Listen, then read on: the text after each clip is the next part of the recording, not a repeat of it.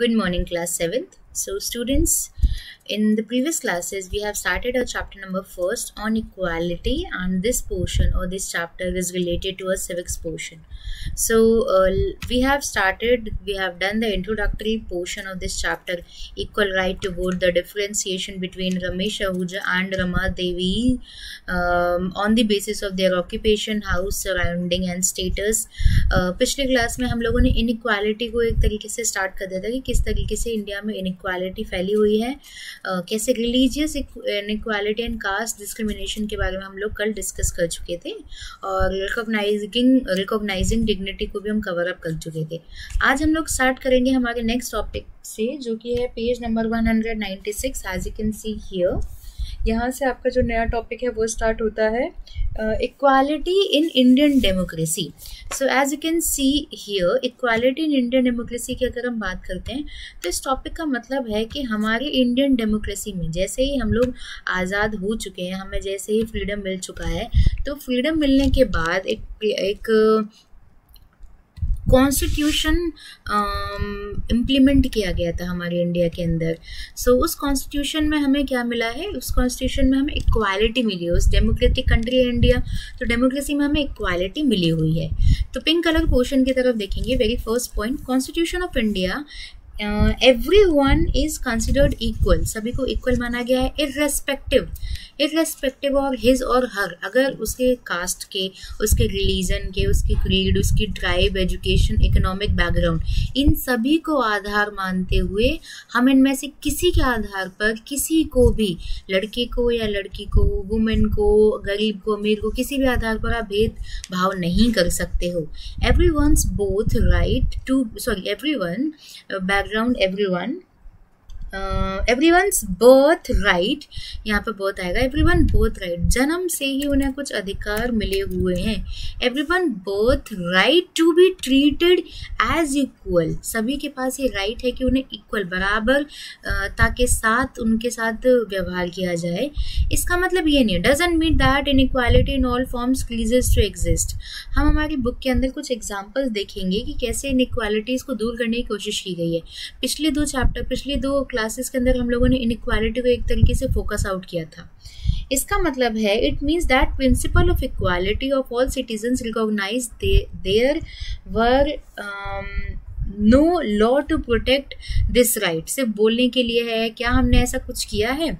This right, there were no law to protect this right. Several provisions Indian constitution में implement किए गए हैं against discrimination के and ill treatment के, and to give them dignity and self respect. तो ऐसा नहीं है कि हमारे इंडियन कॉन्स्टिट्यूशन में ऐसा कुछ भी नहीं है कि अगर आप किसी को भी ट्रीट करोगे बुरे तरीके से तो आपको कुछ पनिशमेंट नहीं दी जाएगी, या फिर एक तरीके से ये पनिशेबल ऑफेंस है, आप किसी के साथ भी भेदभाव नहीं कर सकते हो, क्योंकि हमारा कॉन्स्टिट्यूशन ही हमें इक्वालिटी के राइट्स दे रहा है। Last line, the fundamental rights, हमारे फंडामेंटल राइट्स 6 फंडामेंटल राइट्स हैं, उनमें हमारे को गारंटी दी गई है इक्वालिटी की, डिग्निटी एंड सेल्फ रेस्पेक्ट के साथ लाइफ को जीने की हमें गारंटी दी गई है। तो कॉन्स्टिट्यूशन से बड़ा तो कोई है नहीं, तो किसी को भी हक नहीं बनता है कि वो हमारी डिग्निटी को, हमारी सेल्फ रेस्पेक्ट को ठेस पहुंचाए। नाउ द फॉलोइंग प्रोविजन, अब इंडियन कॉन्स्टिट्यूशन में कौन कौन से प्रोविजन है, let's discuss that. First point, that all the people are equal before law. It means that every person to be the, यहाँ पर आएगा प्रेसिडेंट, आएगा president, to be the president of India, और रमा देवी हम लोग पिछले क्लासेस में एग्जाम्पल देख चुके हैं। हमने रमा देवी का एग्जाम्पल देख लिया था पिछली क्लास में, जिन्होंने क्या किया था, और वो एक तरीके से रमेश आहूजा के घर में काम करती थी, वर्कर थी। तो यहाँ पर यही बात की जा रही है that all the people are equal before law, सभी इंसान कानून के सामने बराबर हैं, चाहे वो कोई किसी हमारे इंडिया का प्रेसिडेंट ही क्यों ना हो, या फिर रमा देवी क्यों ना हो, जो कि एक डोमेस्टिक हेल्प है रमेश आहूजा के ऊपर। सभी कानून के सामने बराबर हैं। हम लोग मूवीज़ में देखते हैं कि जो कानून की देवी है, एक तराजू होता है उनके हाथ में और उनकी आंखों में पट्टी लगी होती है। पट्टी लगने का ये सेंस है कि यहाँ पर इसका मतलब ये नहीं वो कुछ भी नहीं देख सकती है, इसका मतलब वो ये नहीं देख रहे हैं कि कौन अमीर है कौन गरीब है, किसके पास ज़्यादा पैसा है किसके पास कम पैसा है, कौन किस रिलीजन का है, ये सब वो नहीं देख रहे हैं। वो बिना किसी भेदभाव के अपना फैसला सुनाती हैं। तो लॉ के सामने, कानून के सामने सभी लोग बराबर हैं। Second point, yellow color portion. No one can be discriminated against on the basis of his or her caste, religion, place, property, both property, gender, etc. तो इन आधार पर भी किसी के साथ भेदभाव नहीं किया जाएगा। कोई अपर कास्ट का है, कोई लोअर कास्ट का है, या किसी के पास ज़्यादा पैसा है, कोई अदर रिलीजन का है, इससे कोई मतलब नहीं है। इंडियन कॉन्स्टिट्यूशन को सभी बराबर है। White color portion, third point, every person is allowed allowed free access to public places such as hotels, playground, market, public wells, roads, etc. मतलब कोई भी कहीं पर भी जा सकता है। जैसे अगर हम चाहें, ऐसा नहीं है कि सिर्फ जिनके पास पैसा है वो ही मार्केट जा सकते हैं। वो बात अलग है कि आपको कुछ खरीदना है तो आप मार्केट जाओगे तो पैसे लेके ही जाओगे। जैसे अगर प्लेग्राउंड में जाना है, होटल में जाना है, तो सभी को रहने का अधिकार है, सभी को वहाँ जाने का अधिकार है। आप किसी को भी रोक नहीं सकते हो कि आप इस रिलीजन के हो तो आप इधर नहीं आ सकते हो। ऐसा हमारे इंडियन कॉन्स्टिट्यूशन में है ही नहीं, प्रोविजन ही नहीं है कि आप किसी को रोको इन सभी आधार पे। फोर्थ लाइन, अनटचेबिलिटी से रिलेटेड मैंने एक डायग्राम लगाया है यहाँ पर। अनटचेबिलिटी मीन्स छुआछूत हम जिसे बोलते हैं। पहले टाइम में ये बहुत ज़्यादा फॉलो किया जाता था। अपर कास्ट और लोअर कास्ट के बीच में डिस्क्रिमिनेशन का एक मेजर इशू है। अनटचेबिलिटी हैज़ बीन अबॉलिश्ड, मतलब अब आप अनटचेबिलिटी यानी छुआछूत को आप फॉलो नहीं कर सकते हो।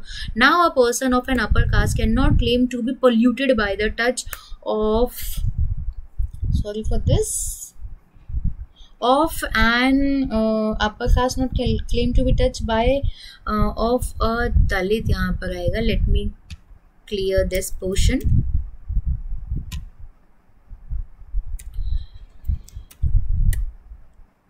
touch of a Dalit और हरिजन। अब हम लोग दलित वर्ड यूज़ नहीं करते, अब हम लोग हरिजन वर्ड यूज़ करते हैं। So of a Dalit or a Harijan or a member of scheduled caste और scheduled tribe. So previous time में अगर हम बात करें, पहले के ज़माने में ऐसा क्या होता था कि जो हायर क्लास के, अपर क्लास के लोग थे, तो अगर उनकी जो लोअर कास्ट है, दलित हैं या हरिजन हैं, शेड्यूल कास्ट या शेड्यूल ट्राइब के जो लोग हैं, अगर उनकी परछाई भी उनके ऊपर, मतलब अपर कास्ट के ऊपर पड़ जाती थी, तो उनका धर्म भ्रष्ट हो जाता था। वो नहाते थे, धोते थे, पूजा पाठ करते थे। तो ऐसी चीज़ें एट दैट टाइम की जाती थी। But because now the untouchability has been abolished, now a person cannot claim to be polluted by the touch of a Dalit or a Harijan, etc. So because untouchability is now abolished, अब आप इसे follow नहीं कर सकते हो। ये एक तरीके से आप पनिशेबल ऑफेंस मान सकते हैं इसको, कि ऐसा नहीं करना चाहिए। तो ये हमें प्रोविजंस दिए गए हैं कॉन्स्टिट्यूशन में, ताकि इक्वालिटी को हम गारंटी दे सकें। ये सारे हमारे लोगों को राइट्स मिले हुए हैं कि आप क्या नहीं कर सकते हो, सभी कानून के सामने बराबर है, किसी के साथ भेदभाव नहीं किया जाएगा, सभी कहीं पर भी जा सकते हैं, अनटचेबिलिटी प्रोहिबिटेड है। ये आपके इक्वालिटी के कुछ प्रोविजंस हैं। अब हम आगे बढ़ते हैं कि गवर्नमेंट ने और क्या क्या काम किए हैं अनटचेबिलिटी को एक तरीके से अबॉलिश करने के लिए।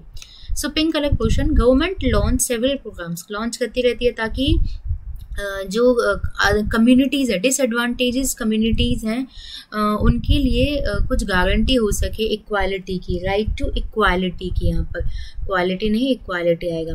सो मतलब उनको भी कुछ राइट्स हैं, उनके भी कुछ अधिकार हैं, तो उनको उनके राइट्स को एक तरीके से रीइंफोर्स करने के लिए गवर्नमेंट कुछ ना कुछ स्कीम्स और प्रोग्राम लॉन्च करती रहती है। एक सबसे बड़ा कदम है white colour portion, major step taken by government in order to promote equality in mid day meals is mid day meal started the first Tamil Nadu नाम के स्टेट ने, जो कि सदर्न इंडिया का एक मेजर पार्ट है, तमिलनाडु ने क्या किया, इक्वालिटी को दर्शाने के लिए सबसे पहले mid day meal scheme start की। मिड डे मील स्कीम का मतलब है कि स्कूल्स में जब इंटरवल होती है, तो इंटरवल में जो बच्चे होते हैं उन्हें स्कूल में ही खाना प्रोवाइड करवाया जाता है, as you can see here. तो गवर्नमेंट स्कूल में ऐसा होता है। गवर्नमेंट स्कूल में सबसे पहले तमिलनाडु ने ये स्कीम, ये जो एक तरीके से हम बोलेंगे एक प्रोग्राम लॉन्च किया, ताकि हम इक्वालिटी को दर्शा सके। इनके इस काम से होता क्या है, सबसे पहले तो व्हाइट कलर पोर्शन को दोबारा से प्रमोट इक्वालिटी, इनका बेस क्या था, इक्वालिटी को प्रमोट करना, ताकि मिड डे मील में लोग बच्चे आएँ और सभी एक साथ बैठ के खाना खा सकें। 2001 में ग्रीन कलर पोर्शन 2001 में सुप्रीम कोर्ट ने सभी जो स्कूल्स थे, सभी जो एरिया जो सभी स्टेट्स के स्कूल्स हैं, उन सभी को बोल दिया कि आप 6 महीने के अंदर पुअर चिल्ड्रन को इनरोल करवाने के लिए, ताकि वो स्कूल में आए, लिटरेसी रेट आपकी कम हो, कास्ट डिस्क्रिमिनेशन या प्रीजुडाइज कम हो। तो ये सभी चीज़ों को कम करने के लिए, वेट फॉर अ वाइल, सभी चीज़ों को कम करने के लिए आपको क्या करना है, आपको मिड डे मील स्कीम को इम्प्लीमेंट करना है। सो मैं ग्रीन कलर पोर्शन को दोबारा से पढ़ रही हूँ। In 2001 supreme court directed all schools to implement this scheme wait for a while, implement this scheme within 6 month, 6 महीने के अंदर उन्होंने बोल दिया कि आपको ये स्कीम जो है इम्प्लीमेंट करनी है। पुअर चिल्ड्रन नाउ इनरोलिंग, अब जो गरीब बच्चे हैं उन्होंने देखा कि स्कूल में जो खाना मिल रहा है, तो उन्होंने क्या किया, स्कूल में आना शुरू कर दिया। तो स्कूल में आना शुरू किया तो एक तरीके से ना, स्कूल में आने की वजह से वो पढ़ाई भी करने लग गए, पढ़ाई करने की वजह से वो लिटरेसी रेट बढ़ने लग गई। लिटरेसी रेट मतलब पढ़े लिखे बच्चों की जो रेट थी ना, वो बढ़ने लग गई।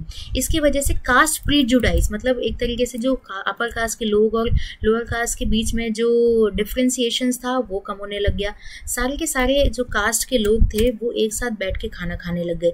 Eating their meals, all caste eating their meals together created a potential for, अब यहाँ पर ये सारे के सारे एक संग खाना खा रहे हैं, टुगेदर तक मैं यहाँ पर एक तरीके से इंडिकेट कर देती हूँ, ये लाइन यहीं खत्म हो गई है। उसके बाद और क्या होता है, एम्प्लॉयमेंट मिलता है। एम्प्लॉयमेंट किनको मिल रहा है, वुमेन को मिल रहा है, ताकि सबसे पहले वो खाना बनाएंगी, तो खाना बनाने की वजह से उनको एक तरीके से एम्प्लॉयमेंट मिल रहा है किचन के कामों में। इसकी वजह से और क्या होता है, आगे के पॉइंट्स में देखते हैं इसके साथ और क्या क्या बेनिफिट मिलते हैं। इसने क्या किया है, pink colour portion, given an opportunity to the poor children to eat at least 1 square meal a day, कम से कम एक टाइम का खाना उन्हें मिल ही रहा है। मैल न्यूट्रिशन मतलब कुपोषण के वो शिकार नहीं हो रहे, कम से कम उन्हें एक डाइट, हेल्दी डाइट मिल रही थी। इस वजह से मैल न्यूट्रिशन, कुपोषण के जो केसेस थे वो बहुत ज़्यादा कम आने लग गए थे मिड डे मील्स को करवाने की वजह से। मदर्स जो हैं, अब मदर्स दोपहर के खाने के काम से फ्री हो चुकी थी, ताकि वो अपने जो अदर काम से उनमें लग सके। जैसे किसी की मदर एग्रीकल्चरल फील्ड में लगी हुई है, तो उन्हें घर आना पड़ता था या बच्चों की देखभाल करने के लिए खाना बनाना पड़ता था, उस काम से फ्री हो गई क्योंकि उन्हें स्कूल में ही खाना मिल रहा है। Due to the mid day meal programme, mothers are free from the worry of cooking lunch, work stress तक। यहाँ तक मैं इसको वापस से डिलीट कर देती हूँ बिकॉज ये हम ऊपर पढ़ चुके हैं।